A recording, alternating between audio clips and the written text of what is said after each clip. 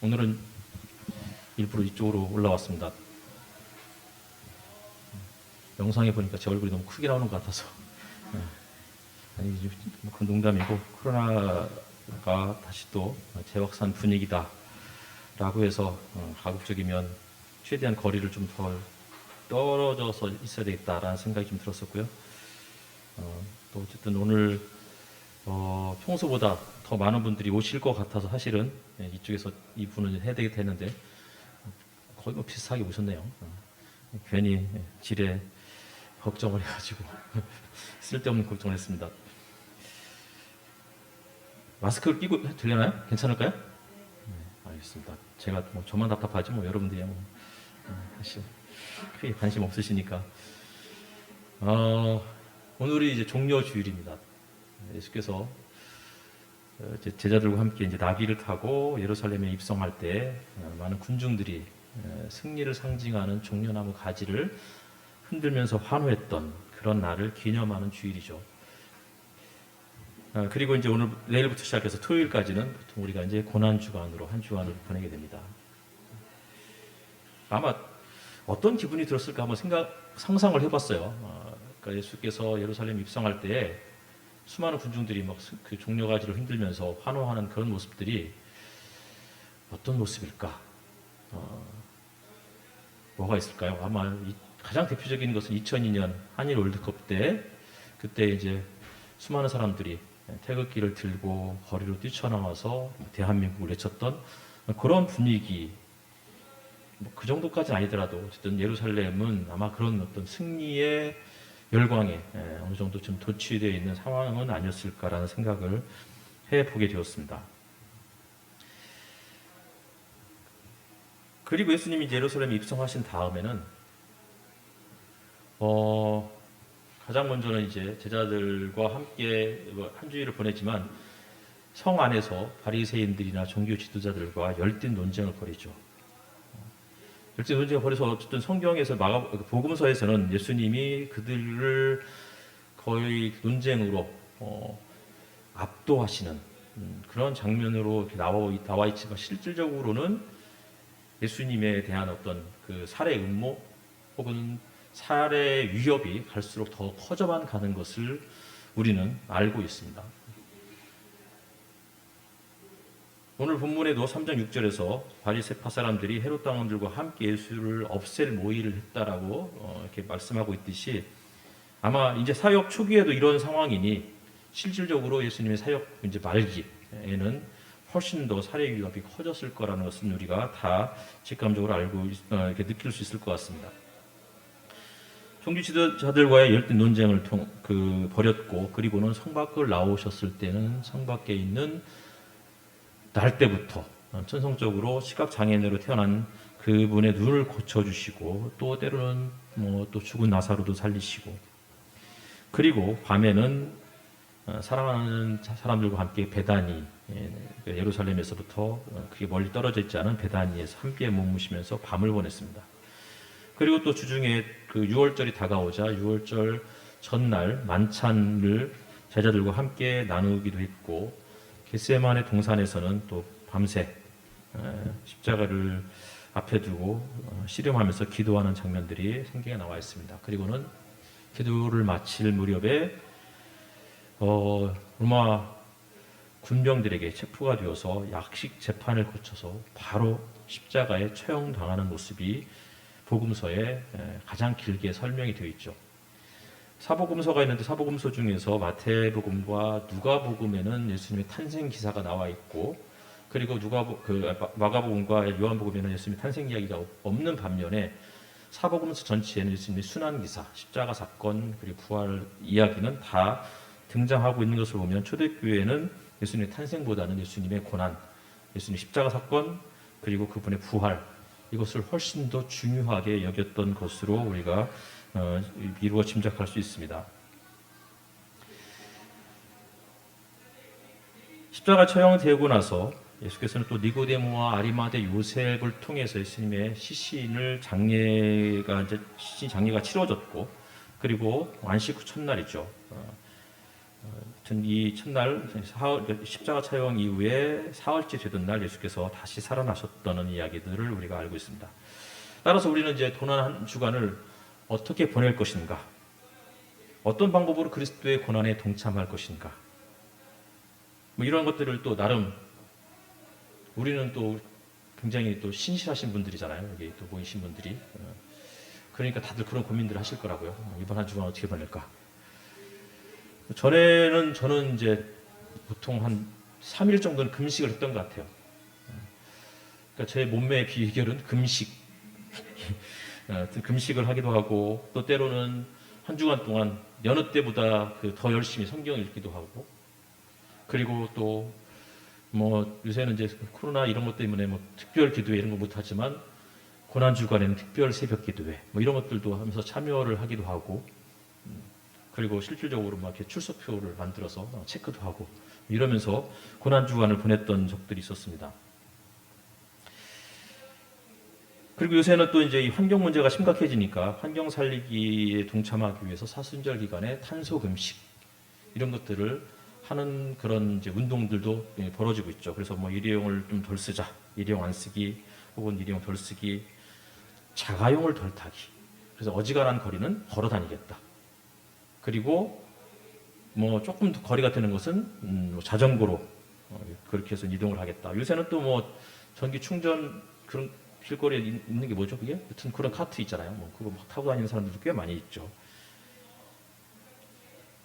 그리고 어떤 사람들은 그 고난주간이나 혹은 사순절 이 기간 동안에 고기를 먹지 않겠다. 이렇게 생각하시는 분들도 꽤 많이 늘어나고 있습니다. 특별히 또 젊은 사람들은 이 동물권에 대한 문제들도 심각하게 인식을 해서 아예 고기를 먹지 않고 그리고는 이제 다른 대체 단백질로 그런 것들이 스스로 영양분을 보충하려는 그런 분들도 계시고 사실 주변에 갈수록 늘어나고 있는 것 같습니다. 그리고는 또 뭐 특별히 환경단체에 또 기부를 하거나 이런 분들이 있는 거죠. 좀 다양한 방법으로 고난주간을 살아가야 합니다. 근데 중요한 것은 이 고난주간에 예수 그리스도의 고난이 중심이 되어야 된다는 거죠. 이런 것들을 하는 이유는 그리스도의 고난을 묵상하면서 해야 되는 거죠. 이런 것들이 없으면 우리가 그리스도인으로서의 고난주간에 대한 그런 어떤 뭐 이렇게 본말이 전도된다. 뭐 이렇게 생각할 수 있을 것 같아요. 그러니까 예수님의 고난에 대한 묵상이 없으면. 또 다음 주는 부활주일이잖아요. 또 부활주일에는 또 우리가 성서대전을 거기에 주관해서 성서대전 주관해서 이제 부활절 연합 예배로 이 장소에서 드리는데 결국은 또 뭐 지난 성탄절 때처럼 소수의 사람들이 여기 모여가지고 여기서 이제 예배를 진행을 하고 대다수는 아마 또 온라인으로 예배에 참여를 하게 되는 상황이 하여튼 벌어질 겁니다. 어쨌든 간에 부활절이 되니까 우리가 적어도 그냥 또 성서대전 연합예배니까 현수막이라도 하나 걸어야 되는 거 아닐까. 우리는 평소에 그런 거 거의 안 하지만 그래도 하나 정도는 돼서 부활절 연합예배 이렇게 해서 조그맣게라도 하나 걸면 참 좋겠다. 이런 생각들을 또 해보게 되었습니다. 어제 저는 이제 느헤미야 교회협의회에 안수식이 있었고 그리고 정기총회가 있어서 일산에 다녀왔었습니다. 이번에는 느헤미야 교회협의회에서 3명의 목사가 안수를 받게 되었습니다. 그 3명 중에 한 분이 이제 저와 멘토링을 해서 그 안수를 또 받게 되었는데 어쨌든 저는 그래서 멘토의 자격, 안수위원의 자격으로 안수식에 참여를 했고요. 그리고 또 이제 오후에 있었던 정기총회에서는 우리 교회에서 오정희 원사님과 함께 대의원으로 그리고 저는 의장으로 또 참여를 했었습니다. 지난 4년 동안 상임대표라는 그 직책을 감당하다가 이제 어제부로 이 직을 내려놓게 되었습니다. 어떤 느낌이었을까? 이 마치 겨울에 정말 무겁고 두꺼운 그 점퍼 있잖아. 뭐 이런 옷을 입고 있다가 이제 따뜻한 봄이 되어서 이것을 다 벗어버린 그 느낌. 아, 진짜 홀가분하다. 아, 이제 나도 이제 큰 부담 안 갖고 뭐 할 때마다 뭐 회의를 어떻게 인도해야 되는지부터 시작해가지고 이런 스트레스 안 받고 그냥 평회원으로서 교회협의회를 참여할 수 있으니까 굉장히 좀 가뿐한 그런 기분이 들었습니다. 오늘은 또 뭐 우리가 다 알고 계시지만 조현이 이대로 조현이 성전이 가정 그리고 주인한 성도님이 또 교회를 이제 공식적으로는 떠나는 날입니다. 마음이 굉장히 섭섭하죠. 오늘 그 주보에 그 밴드에 올라와 있는 주보에 목회 서신에도 썼지만 이대로 성도님 가정을 처음 만났던 이야기, 그리고 주인한 성도님을 처음 만났을 때 이야기들을 잠깐 이렇게 정리해서 적어 두었습니다. 7년 전이었죠. 이대로 형제님이 대전에 이제 가정에 내려왔고, 그때 선우는 애기였어요. 2살쯤 됐을려나요? 3살? 그때 이제 대전에 내려왔고, 그리고서는 그때 우리 교회가 저쪽 동구에 효동에 있었는데, 그때 이제 교회에서 함께 예배를 드렸던, 그리고 그 이후에 제 기억으로는 한 2번 정도, 3번 정도 또 이대로 형제님이 이제 개인적으로 만남을 가졌었던 것 같아요. 그러다가 우리 교회가 이제 CCC로 또 이제 건물 없는 교회 한 1년 9개월을 하면서 그 기간에 이제 교회에 찾아오셨고, 그리고는 함께 이제 교회를 이루면서 건 3년 됐을까요? 그 정도를 함께 보내게 되었습니다. 주인남 자매님은 이제 딱 2년 전이었던 것 같아요. 그렇죠? 심신대에서는 전남시 목사는 절대 만나지 마라라는 이제 그런 이야기들이 있었는데, 심신대를 대학원을 다니시면서 어쨌든 우리 교회를 찾아오셨고, 그리고는 찾아오셨던 배경은 제가 이제 번역했던 성령과 은사에 성령이 역사하는 급진적 제자 공동체를 추구하는 그런 교회, 그런 목회를 하고 있다. 이 한마디에 낚이셔가지고 교회로 오셨는데, 보니까 급진적이지도 않고 성령도 역사하지 않는 것 같고 이게 뭔가 싶어서 아마 굉장히 당황하셨을 것 같은 생각을 그냥 혼자 해보게 되었습니다. 어쨌든 간에 이런 그 만남들이 있었고, 그리고는 이제 이대령 형제님하고는 또 한때 열심히 우리 배드민턴을 코로나까지 칠 때는 함께 또 배드민턴도 치고, 그러니까 굉장히 뜻밖이었죠. 사실은 배드민턴을 관조동에서 동구까지 차를 몰고 저녁 시간에 오는 게 쉽지 않은 일인데, 매번 오셔서 같이 배드민턴 치기도 하고, 올 때마다 늘은 아니었지만 종종 근구점에서 파는 그 아폴로 또 뭐죠, 하여튼 그런 거잖아요.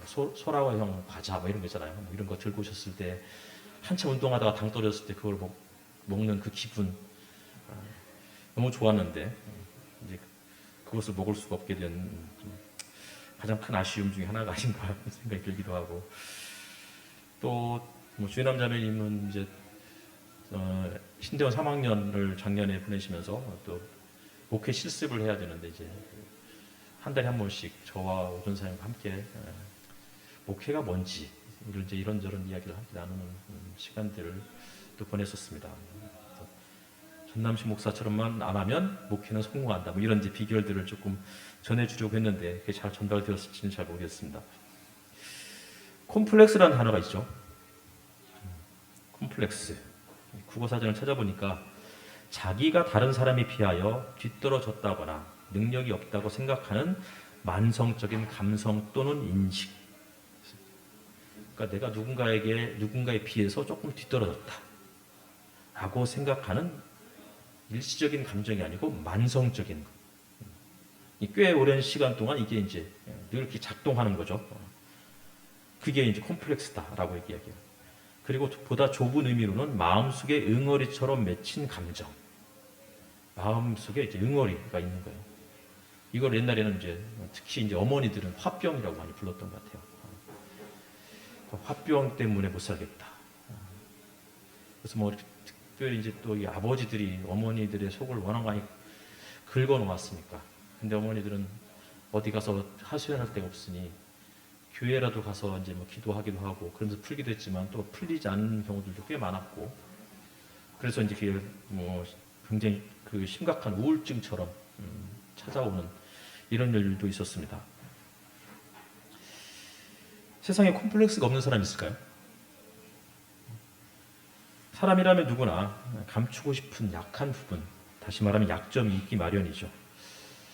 사람들은 저에게 콤플렉스가 전혀 없는 것처럼 생각하지만 저도 콤플렉스가 있었던 사람입니다. 한때 가장 큰 콤플렉스는 외모가 작다는 거였어요. 그래서 여러 번 말씀드렸지만 목사님이 주일날 축도할 때마다 온몸에 힘을 주고 스트레칭을 하면서 5cm만 크게 해주십시오. 5cm만 크게 해주십시오. 부디 170만 넘게 해주십시오. 그랬는데 하나님께서 그 기도를 들어주시지 않아서 조금 5cm가 아니고 3cm만 더 컸어도, 아니죠, 2.5cm만 더 컸어도 170을 넘길 수 있었는데 이게 안 돼서 참 하나님이 때로는 한동안 원망스럽게 됐었고요. 또 하나의 저의 콤플렉스는 고등학교를 이제 실업계를 다녔던 게 이제 콤플렉스였었어요. 그래서 사람들이 이제 너 어느 학교 다니냐? 쫙 보면 제가 공부를 좀 잘하게 생겼잖아요. 근데 실업계를 다니고 있다 그러면 사람들이 이상하게 볼까봐 늘 설명을 하는 거죠. 인문계를 갈 수 있는데 가정 형편 때문에 실업계를 다니고 있다. 이런 식으로 이제 구차하게 변명을 늘어놓는, 뭐 이게 하나의 콤플렉스인 거죠. 요즘의 콤플렉스, 목사 콤플렉스이죠.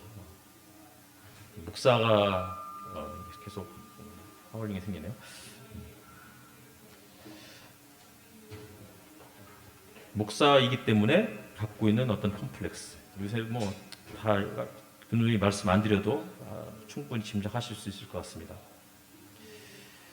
근데 뭐 저는 이런 콤플렉스가 있지만 거의 모든 사람들은 다 나름의 콤플렉스를 갖고 있는데, 특별히 눈에 띄게 그 신체적인 혹은 뭐 눈에 잘 안 보이더라도 조금 한두 번 이야기를 하다 보면 바로 드러나는 콤플렉스를 갖고 있는 분들이 있어요.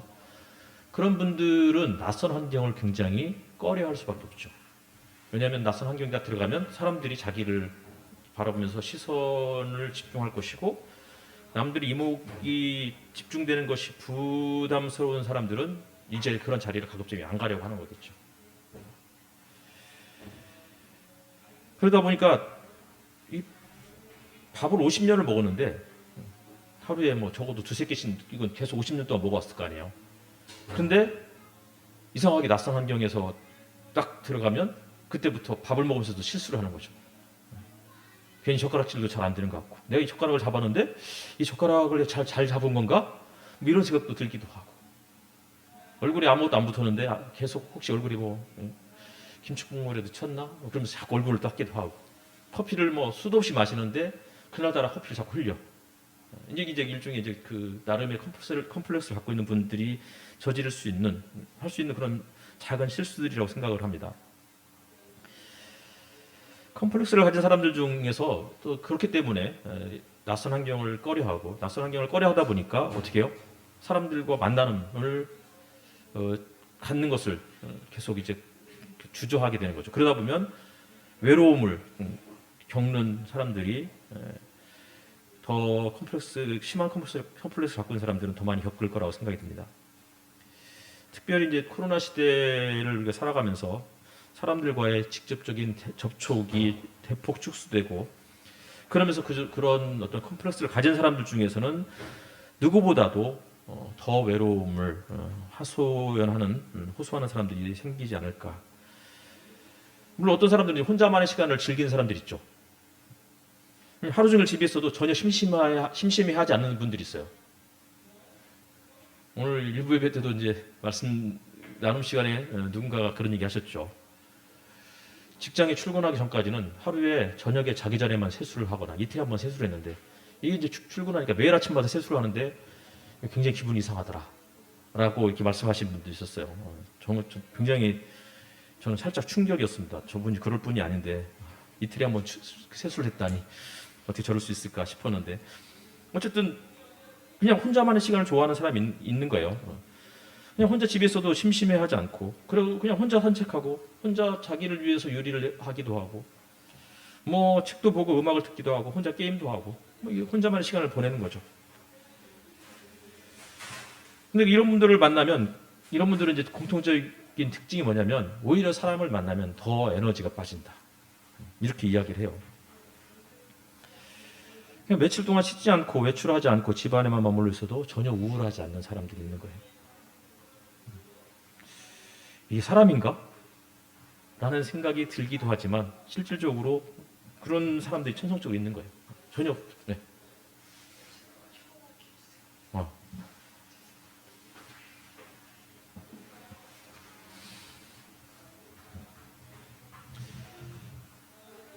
그러니까 우리는 그런 분들 보면 아이고 심심하겠다. 저기 외로워서 어떻게 사냐. 나라도 가서 좀 놀아줘야 되나?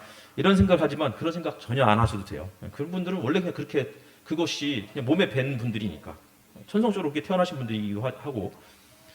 근데 하지만 어떤 사람들은 외롭지만 자기가 워낙 그 성격 자체가 내향적이고 숫기가 없어서 사실 이 숫기란 말도 성차별적인 발언일 수 있어요. 그렇죠? 그렇죠. 지금 생각해 보니까 그런 것 같아요. 어쨌든 너무 내향적이라서 말도 못하고 혼자 집콕하는 사람들도 있을 수 있는 거죠. 그냥 있을 수 있다가 아니고 있는 거예요. 근데 이런 사람들은 누군가에게 같이 밥 좀 먹자 이 말을 잘 못해요. 제가 이제 처음 대학을 들어갔는데 저희 과가 80명 중에서 65명이 여학생이었거든요.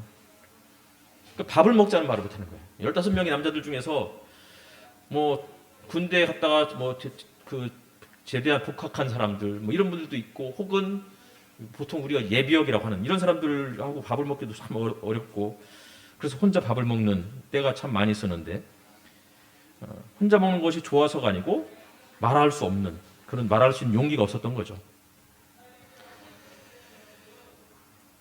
어떤 사람들은 많은 친구보다는 그냥 한두 명의 친구만 있으면 된다. 그것으로 충분하다. 혹은 친구가 없어도 나에게는 가족이 있고 혹은 내 함께 살아가는 강아지나 고양이 이런 애완동물이 있으니까 나는 뭐 그 자체로 만족해. 그러니 저에 대해서 크게 신경 안 쓰셔도 돼요 라고 말씀하시는 분도 있을 수 있습니다. 저도 이제 교회 저쪽 효동에 있었을 때는 구피를 키워본 적 있어요. 구피가 뭔지 혹시 그 디즈니에 나오는 그런 구피 말고 어항에 있는 조그마한 물고기 있죠. 열대어. 근데 구피가 새끼를 낳는 것을 보기 위해서 밤을 여러 번 샌 적이 있었어요. 어쨌든 얘들이 태어나면 큰 놈들이 잡아먹을까봐 이제 뜰채를 잡고 있다가 태어나면서부터 이제 바로바로 옮겨줘야 되거든. 그리고 이거를 태어나는 거를 어쨌든 이 알을 낳는 게 아니고 바로 새끼를 낳으니까 그 장면이 너무 신기해서 그러다가 뭐 한 이틀 뭐 집을 안 들어간 적도 있고 그렇죠. 누군가는 혈액형별로 사람들의 성격을 이렇게 표현하기도 하잖아요. 낯선 사람이나 혹은 낯선 사람인데 호감이 가는 사람이 갑자기 딱 이 안에 들어왔다고 생각해 보세요. A형은 어떨까요? A형은 뭐 예를 들어 책을 보고 있다 그러면 책을 보다가 딱 보니까 호감 가는 사람이 딱 들어왔어. 그러면서 힐끗 쳐다보고는 바로 책을 봐요. 그러면서 눈은 책에 활자에 고정되어 있지만 모든 감각은 다 그 사람에게 가 있는 거죠. 혹시 그 사람이 나에게 다가와서 말을 걸지 않을까. 제가 A형이라서 잘 알아요. 절대 다가가지 않습니다. 다가오기를 기다리는 거죠. O형은 어떨까요? 호감 가는 사람이 딱 들어왔어. 그러면 하던 일을 바로 중단하고 그 사람에게 달려가죠. 어떻게 오셨느냐고. 혹시 저 때문에 오셨느냐고. 뭐 이렇게 이야기를 하는 사람들이 보통 O형이다 라고 이야기를 해요. B형은 어떨까요? B형은 낯선 사람이 책을 보다가 낯선 사람이 오면 그냥 딱 쳐다본대요. 그리고 곧바로 다시 또 책을 팍 본대요. 그러면서 뭐 저 사람이 나에게 관심 뭐 다가올까 이런 거에 관심이 전혀 없어요. 그냥 내가 하던 일을 하는 사람들. 그런 사람이 B형이라고 그러고 AB형 낯선 사람이 오자마자 갑자기 자리에서 벌떡 일어난대요. 그럼 그 사람을 향해서 막 달려가는 거죠. 그리고는 쳐다도 안 보고 그 사람을 지나쳐서 그냥 밖으로 나가는 사람. 왜 나가는지 잘 모르겠어요. 그냥 뛰쳐나간대. 그 사람이 AB형이다. 이렇게 뭐 설명한 사람이 있더라고요. 전혀 근거 없는 이야기이지만 그래도 그냥 재밌으라고. 근데 하나도 안 웃어서 재미가 하나도 없는 상황이지. 어쨌든 간에 그렇다는 것입니다. 본문으로 들어가면 2000년 전에 이스라엘의 갈릴리 가버나움의 한 회당으로 우리가 가보도록 하겠습니다. 그날은 안식일이었어요. 안식일이라는 단어가 처음 등장한 것은 출애굽기지만 안식이라는 단어는 창세기 2장에 가장 먼저 나와요. 하나님께서 세상을 6일 동안 창조하시고 7일째 안식하셨다. 이때 이 안식이라는 단어가 히브리어로 사바트라고 있어요. 사바트. 그래서 이제 그게 영어 안식일이라는 영어가 나왔죠. 그렇죠? 일부 때 미국식 발음으로 물어봤더니 여기는 미국물의 혜택을 받으신 분이 없죠? 남아공에서는 뭐라고 할까요? 남아공 발음으로 한번. 미국은 보통 뭐 사베스, 뭐 세베스라고 했던 것 같아요. 아까 정은영 자매님이 미국에서 이제 공부를 했으니까 세베스 데이라고 이렇게. 영국은 사바트라고 이렇게. 여튼 영국 발음은 굉장히 좀 어색하죠, 그렇죠? 처음에 영국 가는데 병원을 호스피탈 다 그래서 호스피탈, 진짜 유치하다, 촌스럽다, 막 이런 생각했고, 월요일을 먼다이, 그래서 먼다이 무슨 말인지 몰라가지고 먼다이, 그래서 그런데 보니까 먼데이를 먼다이라고 그러고, 그 다음부터는 뭐 이렇게 얘기를 하더라고요. 하여튼 뭐 이제 어쨌든 안식일. 창세기에는 2장에 안식이라는 단어가 처음 나오지만 안식일이라는 단어는 출애굽기에 나와요. 16장에 처음 나오죠. 이스라엘 백성들이 이집트에 먹을 것을 구하러 처음에 내려가게 되잖아요. 고대 근동 사회에 대기근이 찾아오자, 대흉년이 찾아오자 야곱과 그의 가족들이 이집트까지 먹을 것을 구하러 가게 되었고, 그리고는 그곳에서 고센 땅에 정착을 했고, 어느 순간 뭐 요셉을 알지 못하는 왕이 등극하면서 그때부터는 그들은 거의 종살이를 하는, 그러니까 먹을 것을 구하러 이집트에 들어갔는데 결국은 처음에는 먹거리를 확보했다고 생각했는데 어느 순간 먹거리 문제 때문에 그들은 다른 나라의 종으로 살아가는 그 해가 수백 년이 흘렀던 것입니다. 요셉을 알지 못하는 새로운 왕이 출현하면서 그 사람들은 결국은 그곳에서 종살이를 했는데 그때부터 적어도 그들은 안식할 수 없었을 것입니다. 그리고 모세가 이제 이스라엘 백성들을 이끌고 이집트를 탈출해서 홍해를 건너서 가나안 땅에, 그 광야에 도착했을 때 하나님께서 그들에게 오전에는 이른 아침에는 만나를 주시고 저녁에는 메추라기를 주셨어요. 그러면서 하셨던 말씀이 안식일에 대한 이야기를 하시는 거예요. 만나와 메추라기를 주시면서, 다시 말하면 그들의 일용할 양식을 해결해 주시면서 하셨던 말씀이 출애굽기 16장이에요. 제가 읽어보면, 내일은 쉬는 날로서 주님의 거룩한 안식일이니 당신들이 구울 것은 굽고 삶을 것은 삶으십시오. 그리고 그 나머지는 모두 당신들이 다음 날 먹을 수 있도록 아침까지 간수하십시오. 400년 동안 나그네 혹은 종살이로 살았던 백성들에게 그들이 광야에 이르자마자 하나님께서 처음 하셨던 말씀이 왜 안식일을 지키라는 얘기일까? 그러니까 먹을 것을 구하러 400년 전에 이집트에 내려왔던 사람들이 이제는 어느 순간에 그 먹을 것 때문에 결국 종살이, 노예로 살게 되었고, 그리고서 하나님께서 이제 광야에 있을 때 그들에게 먹을 것을, 기본적인 먹을 것을 해결해 주시면서, 그리고는 안식일을 잘 지켜라. 잘 지키는 정도가 아니고 거룩히 지켜라. 이렇게 이야기를 하고 계시는 거예요. 그러니까 먹거리는 사실 우리에게 되게 중요한 거예요. 생계가 해결되지 않으면 모든 사람들은 다 종으로 살 수밖에 없어요. 그러니까 기본적으로는 비인간적으로 살 수밖에 없어요. 그러니까 매일같이 일을 하고 심지어 오늘도 출근하는 분들도 있는 거잖아요. 그 자체가 뭐 큰 문제가 되는 건 아니에요.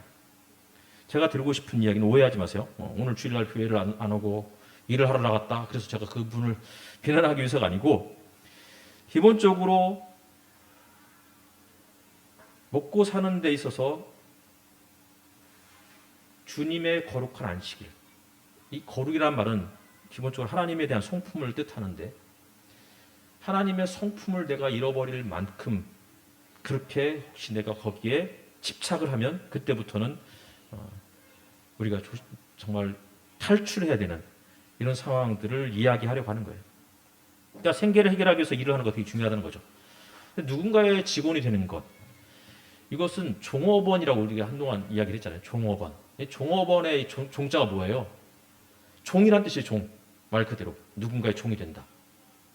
누군가의 종이 돼서 일을 하는 사람, 그게 종업원인 거예요. 그 한자를 그대로 해석을 하면. 어쨌든 누군가를 위해서 내가 내 노동력과 시간을 제공을 해야 우리의 생계가 해결이 되는 거죠. 다시 말하면 일정 부분 누군가에게 내 자유를 구속당할 수밖에 없는 거예요. 이건 어쩔 수 없는 현실인 거죠. 근데 일정 부분 우리의 자유가 구속되는 일이야 이제 우리가 뭐 피할 수 없는 그런 일이라 할지라도 인간으로 살아가는데 기본적인 것까지 빼앗겨서는 안 된다는 거죠. 근데 이집트 노예로 살아갔던 이스라엘 백성들은 어떻게 했어요? 모든 것을 다 빼앗겨 버렸잖아요. 심지어는 자녀가 태어나면 아들들은 나일강에 버려야 되는, 다시 말하면 자녀까지 빼앗기는 일들이 벌어졌어요. 그러니까 이것을 오늘날로 적용을 하면 먹고 사는 일이 중요하고 내 노동력과 시간을 필요하는 것은 당연한 일이지만, 그러나 이 일 때문에 우리의 가정이나 우리의 자녀를 빼앗기는 정도까지 그렇게 내버려둬서는 안 된다는 거예요.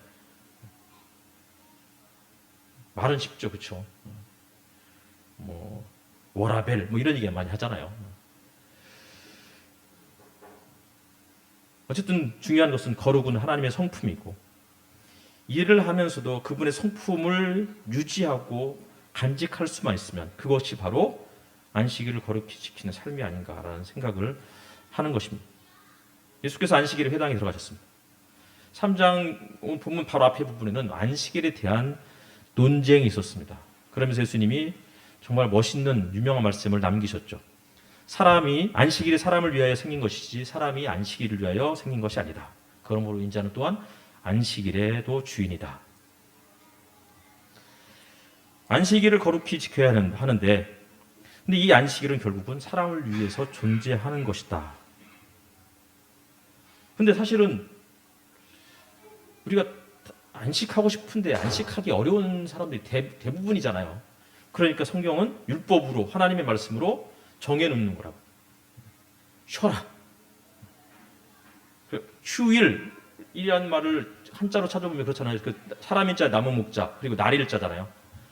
그러니까 날일은 해를 상징하는 거니까, 해를 뜻하는 거니까, 해가 떠 있을 낮 동안에 조금 나무들이 우거져 있는 숲을 좀 찾아다니면서 거기에서 조금 그냥 여유롭게 지낼 수 있는, 그게 휴일의 의미라고 생각이 들어요. 그게 쉼인 거죠. 거룩하게 보내는 것, 그것은 하나님의 성품을 기억할 수 있어야 되는데, 그러려면은 삶이 조금 여유가 있어야 되는 거잖아요. 너무 정신없이 살면 뭐 주일날 뭐 예배를 드리는 그 자체도 사실은 쉴 수가 없어요. 또 끝나자마자 또 일을 해야 되고, 피곤하니까 또 예배 자체가 또 고욕이니까.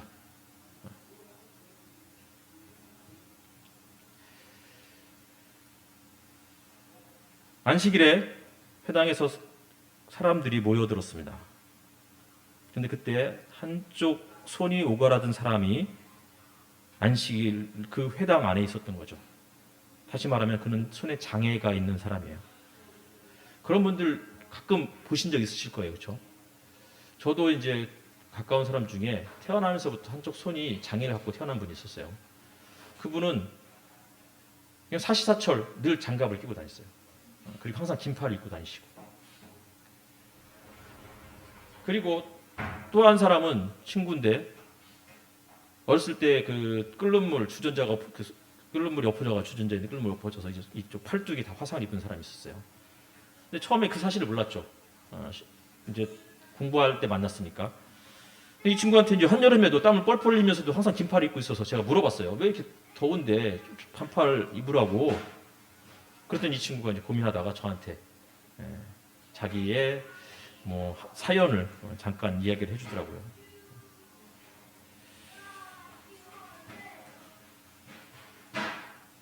회당에서 한쪽 손이 오그라든 사람, 장애인이 있는데, 이 사람은 회당 한가운데 있지는 않았을 거예요. 어디에 있었을까요? 한 구석에.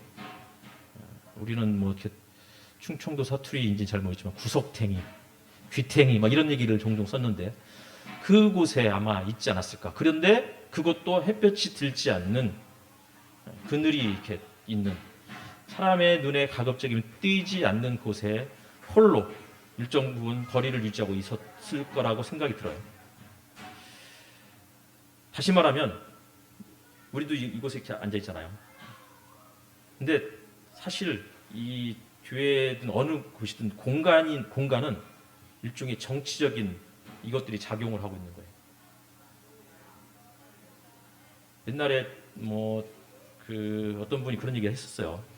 처음에 여의도 순복음교회가 교회를 시작했을 때, 그리고서 이제 뭐 나중에 건물을 짓고할 때, 그 직전까지 여의도 순복음교회 예배 시간에 수많은 사람들이 모여들었고 줄을 서서 있는데 가장 먼저 입장할 수 있는 사람들은 병자들, 환자들, 노약자들, 노인들이나 이런 분들을 가장 먼저 입장을 시켰고, 건강한 사람들은 맨 마지막에 들어가게 했다고 그래요.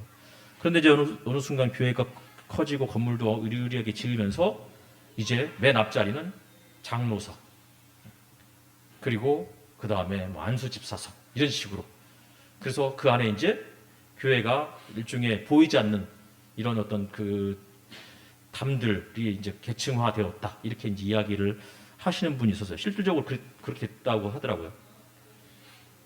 공간이라는 것은 그런 거예요. 이 정치적인 것들이 이제 보이지 않게 작용을 하고 있는 거죠. 그래서 절대 여기 이 앞에 앉지 않잖아요. 여기는 거룩한 곳이니까 부정한 사람들은 가급적이 멀리 떨어져 앉고, 나름 그래도 내가 정결하다고 생각하는 사람들은 늘 좀 가까이 이렇게 오려고 그러죠. 그리고 어쨌든 간에 가까이 올수록 이곳에 이제 뭔가 특별한 어떤 영적인 이런 게 있어서 뭐 때로는 치유의 능력도 나타나고 뭐 기도응답이 일어나고 하는, 이곳이 이제 그런 어떤 성스러운 곳이라고 사람들이 종종 생각을 하죠.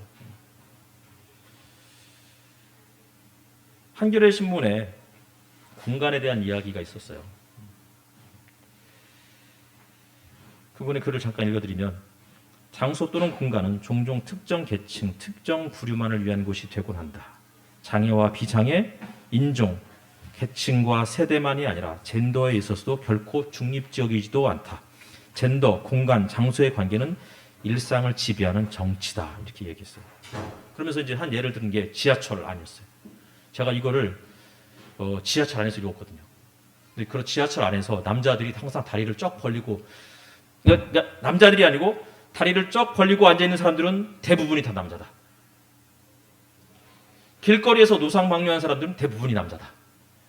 남녀가 다 소변을, 남자가 더 특별히 참기 어렵고 여성이 더 소변을 잘 참을 수 있는 그런 능력을 갖고 있는 게 아닌데도 불구하고 어떻게 길거리에서는 노상방뇨한 사람들이 더 남자가 훨씬 많을 수 있을까? 그러면서 공간은 중립적이지 않다, 이런 이야기였어요. 충분히 저도 공감이 되는 이야기였죠.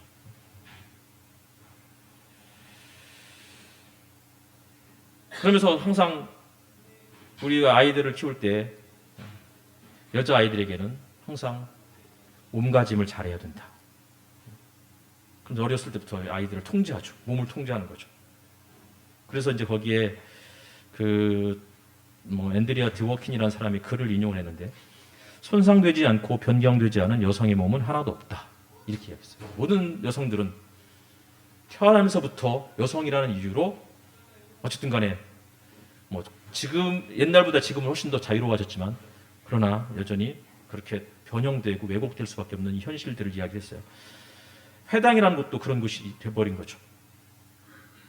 한쪽 손이 오그라든 사람, 장애인이 많은데 그는 한쪽 귀퉁이에서, 그것도 햇볕이 들지 않는 그곳에서, 그리고 그곳이 훨씬 더 마음이 편했을지도 몰라요. 그리고 다른 사람들도 그 사람이 거기 있는 자체로 다른 사람들도 마음이 편했을지도 몰라요. 근데 그때 바리새인들과 지도자들이 예수께서 안식일에 사람을 고쳐주시는지를 보려고, 책 잡으려고 그를 지켜보고 있었다, 이렇게 나와 있어요. 그렇죠? 예수님은 지금 한쪽 구석에 앉아가지고 그냥 남들이 내 손을 쳐다볼까, 그래서 이걸 최대한 감추면서 웅크리고 앉아있는 그 사람을 바라보고 계시는데, 지도자들은 예수님이 안식일을 구하는지 이것을 지켜보고 있는 거죠. 저 같으면 이랬을 것 같아요. 조용히 저쪽 가서 한쪽 구석에 가가지고 일단은 메모지 하나와 펜을 딱 꺼내가지고는 메모지에 거기다가 주소를 적는 거예요. 그리고는 이따 모임 끝나고 이곳으로 찾아오십시오. 이건 살짝 건네줬을 것 같아요. 근데 예수님 그렇게 하지 않으셨던 거죠. 그렇게 하지 않으신 정도가 아니고, 일어나서 가운데로 나오너라, 이렇게 말씀하시는 거예요. 일어나는 것도 부담스러운데 더더군다나 가운데는 누가 있겠어요? 당연히 거기에서 가장 힘이 센 기득권들이 있는 그 공간으로 그 사람을 초청해 내시는 거죠. 그리고는 그를 고쳐주시는 장면이 오늘 본문이었던 거예요. 지금 한창 예수님을 어떻게 하면 고소할까? 어떻게 하면 없애버릴까? 혈안이 되어 있는 상황에서 예수께서는 그것에 대해서 개의치 않고 이 사람을 가운데로 불러내시고 그를 고쳐주신다. 스스로가 죽음을 자초하고 있는 거죠.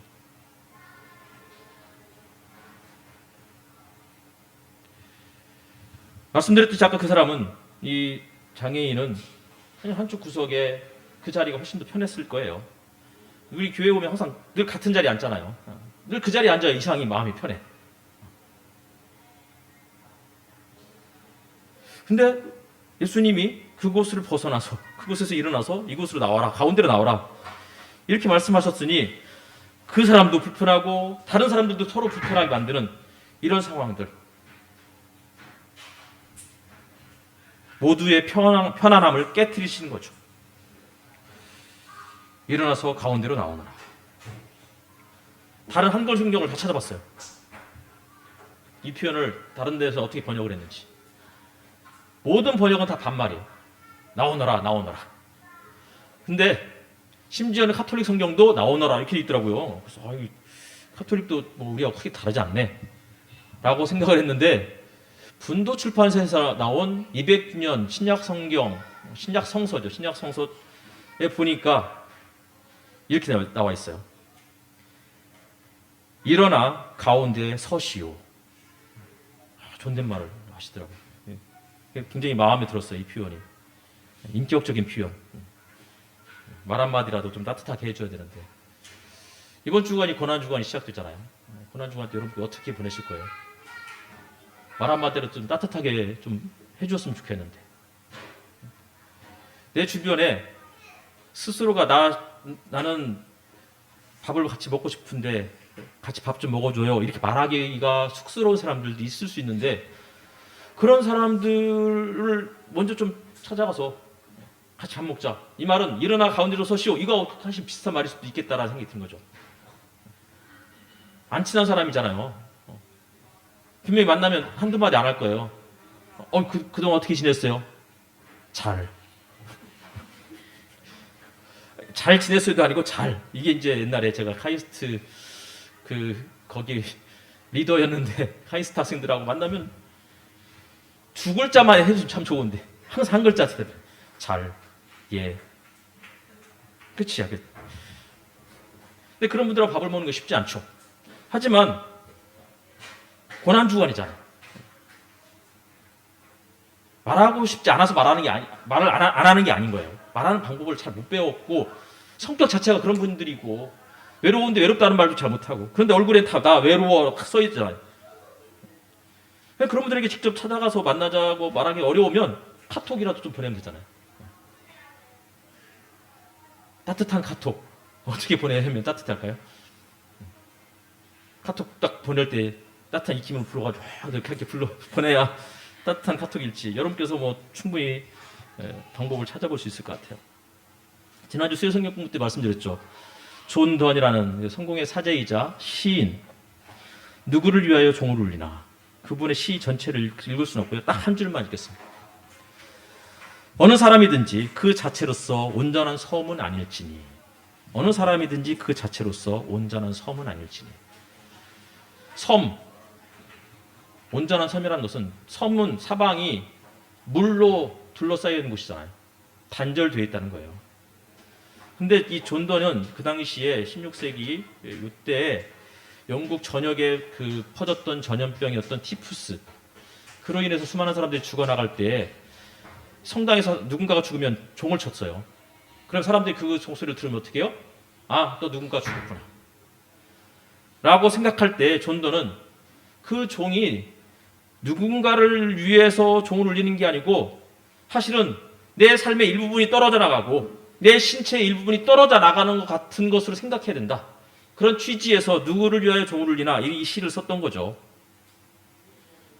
이 시는 뭐 존도는 뭐 잘 몰라도 정현종 시인은 또 모르실 것 같아요. 하지만 정현종 시인의 시집이 제가 3권인가 4권인가 있더라고 보니까. 근데 다른 시는 다 기억을 못하는데 요 시는 다 기억해요. 섬. 사람들 사이에 섬이 있다. 그 섬에 가고 싶다. 끝이에요. 사람들 사이에 섬이 있다. 그 섬에 가고 싶다. 정윤용 시인은 사람이 섬이 있다는 거예요. 사람들 사이에 섬이 있는 거예요. 사람과 사람 사이에 사이가 있는 거죠. 거리가 있는 거예요. 이 거리가 있기 때문에 사람과 사람이 살아갈 수 있는 거예요. 근데 이 이 사이에 뭐가 있는 거예요? 섬이 있는 거예요. 그 누구도 찾아오지 않는 외로운 섬. 무인도. 그런데 이 시인은 뭐라고 그래요? 그 섬에 가고 싶은 거예요. 나와 저 사람 사이에 있는 그 섬. 거기는 외로움의 장소고 고독의 장소이고, 그런데 그 섬에 찾아가는 거죠.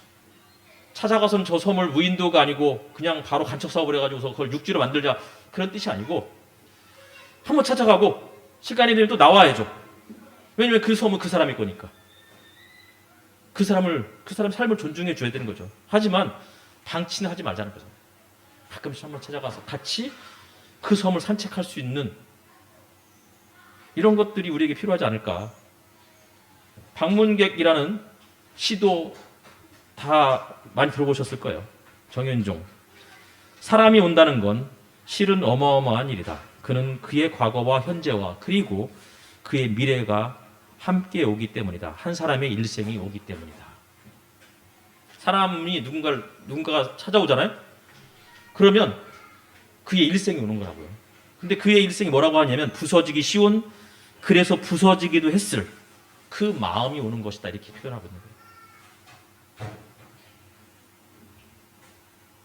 그러면서 그런 사람들, 부서지기 쉬운, 그래서 부서지기도 했을 그런 마음이 찾아왔을 때 그냥 부드러운 바람처럼 그들을 좀 감싸 안는 그런 바람을 흉내낸다면 필경 환대가 될 것이다. 이렇게 시가 끝나죠. 혼자서도 잘 노는 사람이 있을 수 있습니다. 하지만 외로운 사람들이 더 많을 거예요.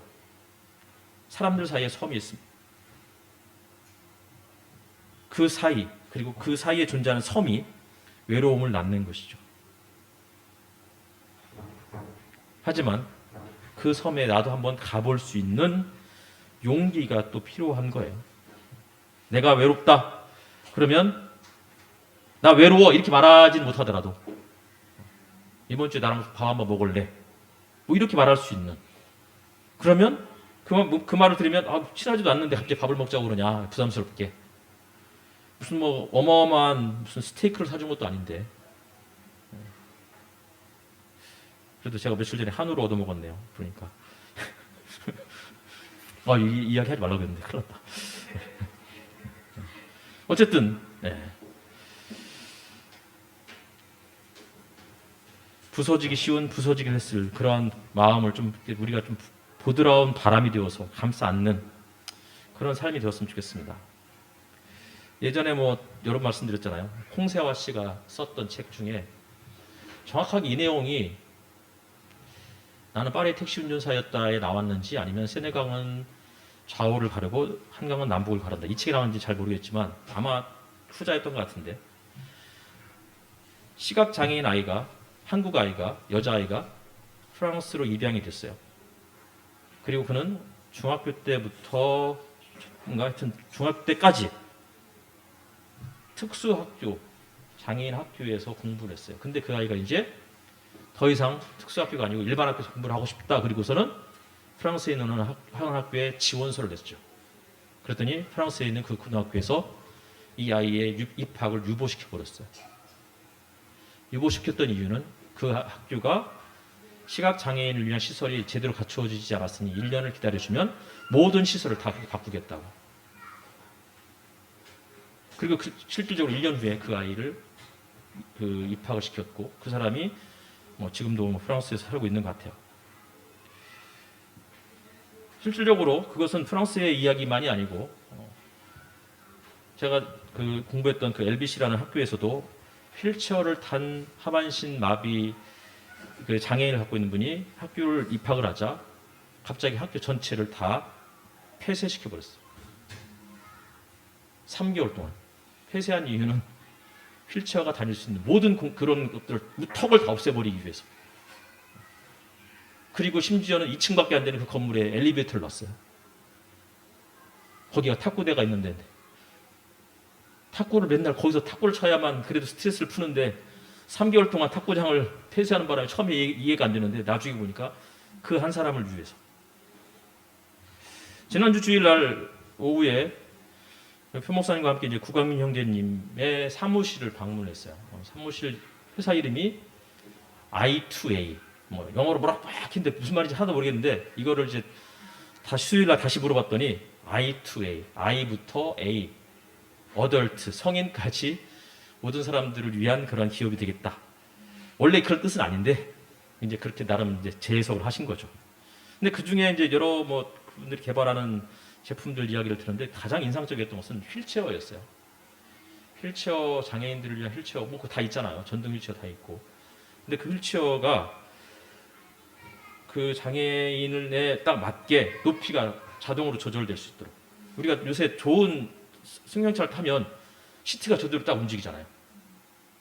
그런 걸 타보셨어야 알 텐데 타면 뭐 진짜 움직여요. 그리고 저절로 딱 그러니까 그런 모든 것들이 시트 밑에 센서가 있어서 그렇게 그 자동으로 조정이 된다고 그러더라고요. 근데 더 기가 막혔던 것은 이 휠체어를 계단으로도 올라갈 수 있도록 만든다는 거예요. 평지로 갈 때 휠체어 뭐 그런 거 다 우리가 너무 많이 봤는데 계단이 딱 나오면 휠체어가 바퀴가 계단 모양으로 바뀐대요. 그래가지고 계단 막 이렇게 탁탁 올라가는. 아직까지는 이해가 안 되는데 언젠가 또 이해가 되겠죠. 우리는 보면은. 지난주 중에 교회 밴드에 어떤 분이 올려주셨던 그 영상을 제가 공유를 했었어요. 거기에 이제 수학 올림피아드에 나갔다가 시력을 잃은 시각장애인과 그리고 자전거를 타고 가다가 넘어져서 하반신을 잃은 장애인의 토크쇼. 굉장히 재미있으면서도 굉장히 감동적인 그런 내용이었는데 거기에 뭐 장애인 극복 프로그램 같은 것은 없다. 이런 이야기를 했다고 그러죠.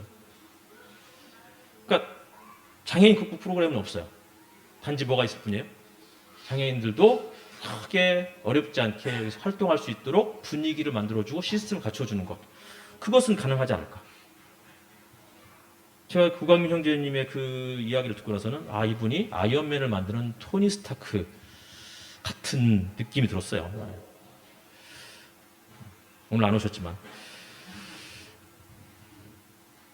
미얀마 이야기를 하고 마치도록 하겠습니다.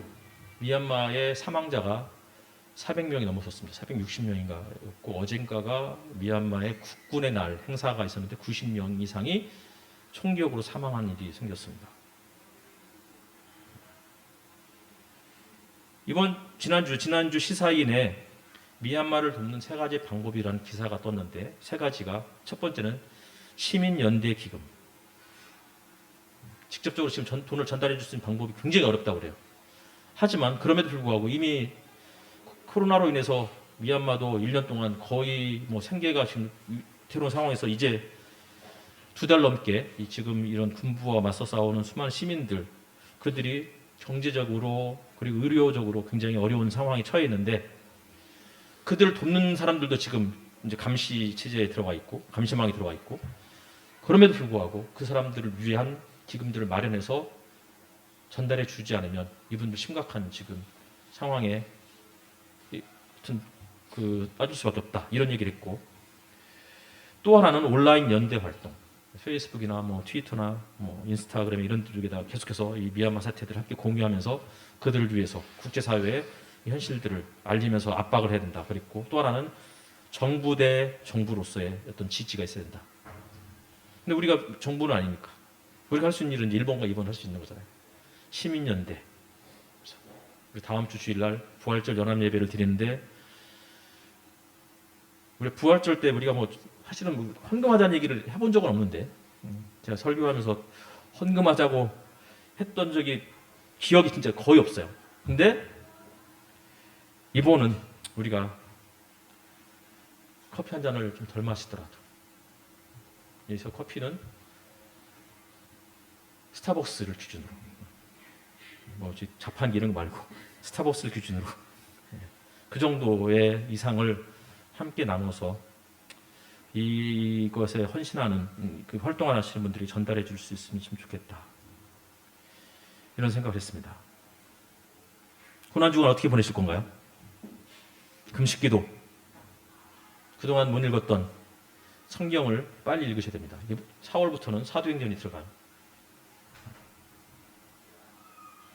탄소금식,